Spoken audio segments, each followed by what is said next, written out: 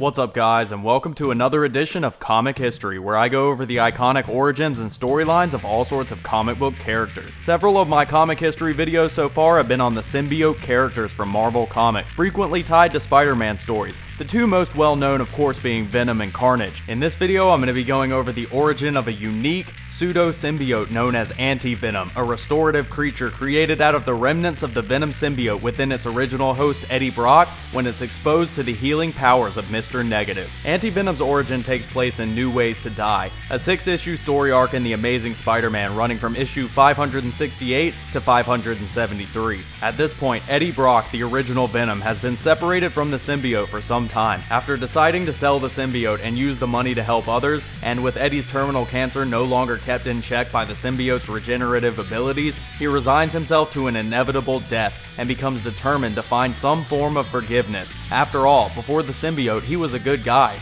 wasn't he? Still haunted by visions of venom caused by the remnants of the symbiote in his bloodstream, Eddie Brock takes on a position at Feast, a soup kitchen slash homeless shelter run by Martin Lee, who unknown to just about everybody is actually Mr. Negative, a man with dual personalities reflecting the balance of light and darkness. With an array of abilities in either form, while Mr. Negative operates as a crime boss in Chinatown, the Martin Lee persona runs the Feast Center with the intention of humbly helping those in need. Martin Lee came across Eddie Brock praying for forgiveness for his actions as Venom in Our Lady of Saints Church, the same church where he once became bonded with the symbiote, and offered him a chance at redemption, spending the remainder of his days helping others. Matt Murdock, aka Daredevil, was Eddie Brock's defense attorney at an exoneration hearing, and convinced the court that because of the symbiote's influence, Eddie couldn't be held accountable for his actions as Venom, and with a new purpose, Eddie joined Feast. Unknown to him, Martin Lee's healing abilities had stayed and begun to cure his cancer, while merging his white blood cells with the remnants of the Venom symbiote. Before this takes effect, however, Eddie is continually plagued by venomous thoughts, in his mind remembering the anger that he once embraced, and can no longer see his actual face, instead seeing the twisted grin of Venom every time he looks in a mirror. Eddie tries to be strong, tries to remain humble, and is generally very well liked among the Feast regulars, including Peter Parker's Aunt May, who also volunteers at the project. One of the homeless, however, has nothing but abuse and spite to offer Eddie, and even when Eddie continually tries to be nice and helpful to the man, he knocks the trays of food out of Eddie's hands, talking down to him, making demands, and after being rejected by Oscorp to undergo treatment for his cancer, Eddie is unable to control his hate for the man any longer, and jumps over the counter screaming at him. How could he be so ungrateful to those willing to help him? How could he look at life and just give up when others are dying of cancer? Throughout this, Eddie beats the man half to death, seeing the reflection of Venom in his one remaining sunglass lens, and horrified by what he's done runs out into the rain. Even though no one at Feast blames him for what he did, he still considers himself a monster, and thinks to himself, they know. The next day at the doctor's office, Eddie is ready to give up, just wanting death to come and to free him from his life as Venom, when he receives unbelievable news. His cancer is gone. Miraculously, out of nowhere, the death sentence on Eddie Brock is lifted, and he looks into the mirror, seeing his true face for the first time since he became Venom all those years ago, and he believes it to be one thing, a miracle.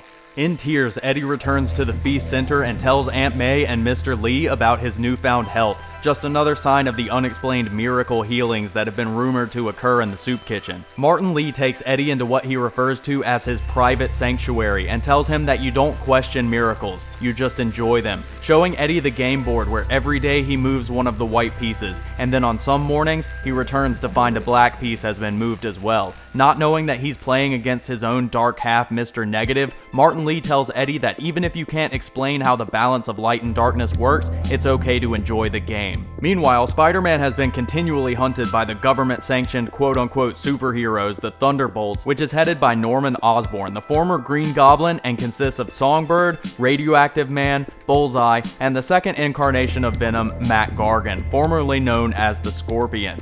While Gargan was patrolling the city in search of Spider-Man, the symbiote senses its former host inside the Feast Center, but instead of Spider-Man, Gargan finds Eddie Brock, the original host of Venom, who desperately tries to distance himself from the Venom symbiote as it immediately begins to abandon Gargan to once again bond with the host it truly found unity with. As the Venom symbiote wraps around Eddie Brock, a white, caustic symbiote emerges from him, burning the Venom symbiote on contact, and forms itself around Eddie, who tells Venom that he is a poison, a disease, and that Brock is the cure. He is Anti-Venom. As Spider-Man rushes to the feast center knowing Aunt May is in danger, Anti-Venom grabs Venom, claiming to rid the world of this cancer once and for all. But when Aunt May chastises Eddie for putting the feast regulars in danger, Venom strikes back before being knocked to the ground by Spider-Man, who has just found himself in the middle of a battle between two symbiotes, which is never a good place to be. Finding out that Anti-Venom is actually Eddie Brock and trying to break up the fight, Spider-Man is knocked away by both symbiotes, who after a brief moment of laughing at Spider-Man,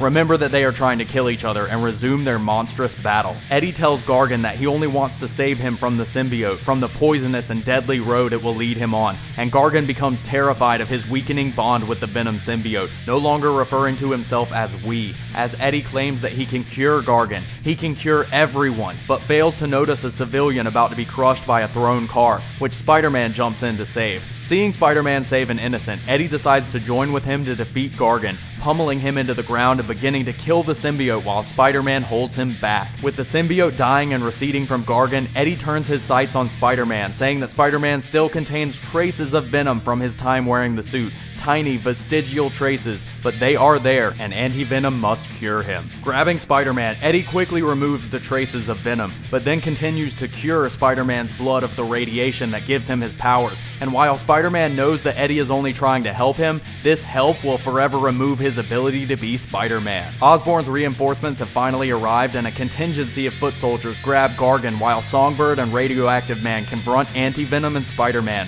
releasing a combined attack on Eddie, one they had planned if Venom ever went rogue, combining a full array of sonics and radiation to create a minor nuclear explosion centered on Anti-Venom. But this new symbiote has none of Venom's weaknesses, and Eddie claims that he was chosen to rid the world of this sickness, chosen to save them all. He turns his attention to Radioactive Man, trying to cure him of his powers as well, knowing that the radiation he emits is likely to have given scores of innocent people cancer, and even tries to help Spider-Man fight off Songbird. But because of Anti-Venom's attempts to cleanse Spider-Man's blood, his powers go haywire the closer he is to Brock, and Spider-Man doesn't want his help. Spider-Man manages to escape, and the Thunderbolts flee Anti-Venom as well, and when Eddie is left with the choice of who to pursue, he knows that Venom is his first and most important enemy. Eddie can be seen using the Anti-Venom symbiote to disguise himself and infiltrate Norman Osborn's facility, learning the location of Venom and even recovering Spider-Man's camera, which Osborn had taken from the scene of the battle.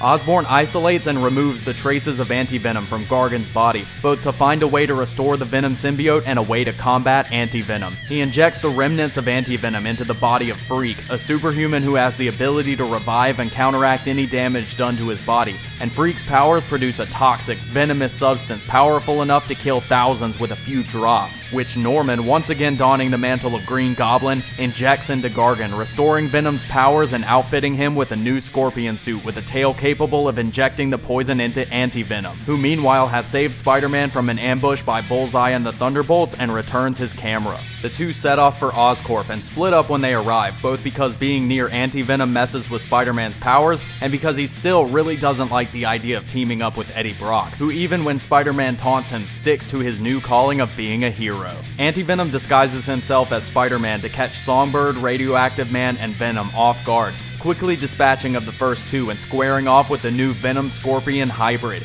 becoming entangled in combat as Oscorp crumbles and explodes around them. Managing to stab Brock in the back with his stinger, Gargan releases Osborn's poison into Eddie, melting away the Anti-Venom symbiote and preparing to finish him off. But the Venom symbiote won't allow it. Fighting within himself, Gargan claims that the symbiote is his now, that it doesn't matter what it wants, what it feels, but the symbiote takes control, destroying the Scorpion armor and refusing to let Gargan attack Brock. Gargan retreats from Oscorp, claiming that he'll find a way to control the symbiote and eventually kill Brock, who replies, "Not if I kill you first." So this wraps up the origin of Anti-Venom. Brock does continue on with this pseudo-symbiote for a time after this storyline, operating as an anti-hero, which he was even known to do during his time as Venom, and continuing his quest to cure the city of its evil. I definitely plan on doing more Anti-Venom stuff in the future, along with Venom, Carnage, Agent Venom, and all of the other symbiotes. I've got some good comic history videos videos coming up, including the Punisher vs. Anti-Venom, the origin of Deathstroke from DC Comics, and Anti-Venom vs. Agent Venom from Spider Island, where we also see the fate of the Anti-Venom symbiote. So be on the lookout for those. Let me know in the comment section below what you thought about the origin of Anti-Venom, and make sure to thumbs up and subscribe for all sorts of great comic book content in the future. Also, make sure to subscribe to my gaming channel, RNS Gaming, and like and follow us on Facebook, facebook.com/RNS Entertainment channel. Links to both of those in the description box below.